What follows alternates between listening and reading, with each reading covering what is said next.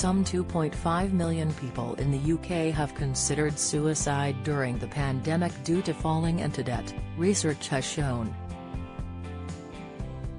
The financial journalist's Money and Mental Health charity launched the results of a survey which found that people with mental health issues are 3 times more likely to have fallen into problem debt than the wider population. Furthermore, 58% of those with debts over £30,000 said they considered or attempted suicide during the last 19 months. Overall, adults polled in the Opinium survey were found to be more likely to suffer from poor mental health the more their money problems stacked up.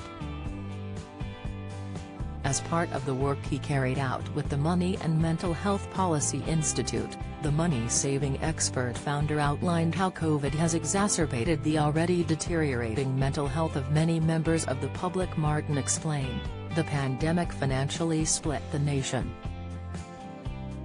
Many gained, those who had support and lower costs often built up savings."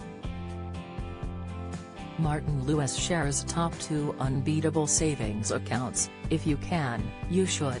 Yet for others, it was catastrophic, and it's a national tragedy that a disproportionate number of that group are those struggling with their mental health who missed out on the support they need to avoid reaching crisis point.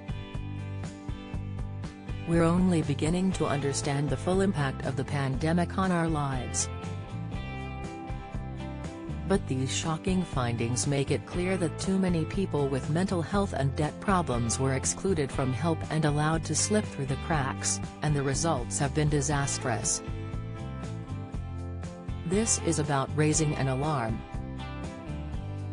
Government, health professionals and essential services need to double down on efforts to stop people with mental health problems falling further into financial hardship. Prevention is better, and in the long run cheaper for the nation, than cure." Bank announces 3% cash back on Amazon offer, with a 5% interest rate for account holders. Inside Rishi Sunak's 55% nightmare pensions tax trap: who pays and who won't, warning inheritance tax set to double. Death tax already costs families £210,000, plan now, warning: "I hope the rhetoric about building back better from the pandemic is more than just a soundbite, as there is no time to waste, lives are at stake." The financial journalist's charity has also put forward proposals for the government to address this issue, which include a plan the links between debt, mental health problems and suicide in its pandemic recovery plans. On top of this, the organization is calling for GPs, hospitals and community health centers to regularly screen for mental health issues with their patients. According to Citizens Advice, mental health issues are one of the top issues affecting people who come to the Financial Assistance Service.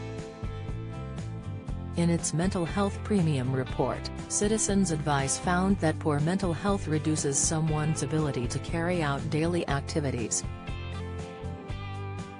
As a result, this led to rising living costs of £1,100, £1,550 each year as a result of services which are inaccessible, substandard regulatory protections and inadequate support.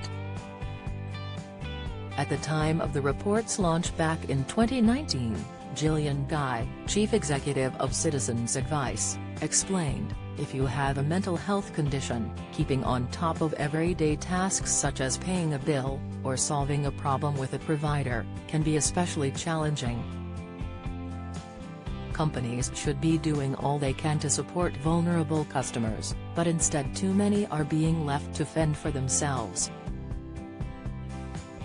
Poor mental health is the #1 health issue experienced by the people we help, and it is fundamentally unfair that they pay more for their essential services.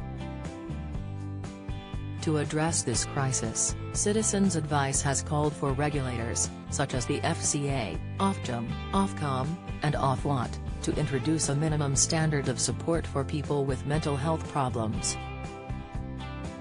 While this minimum standard is yet to be put in place, anyone with mental health problems is encouraged to reach out to Citizens Advice as soon as possible for guidance and support. For confidential support, call the Samaritans in the UK on 116 123 or visit a local Samaritans branch.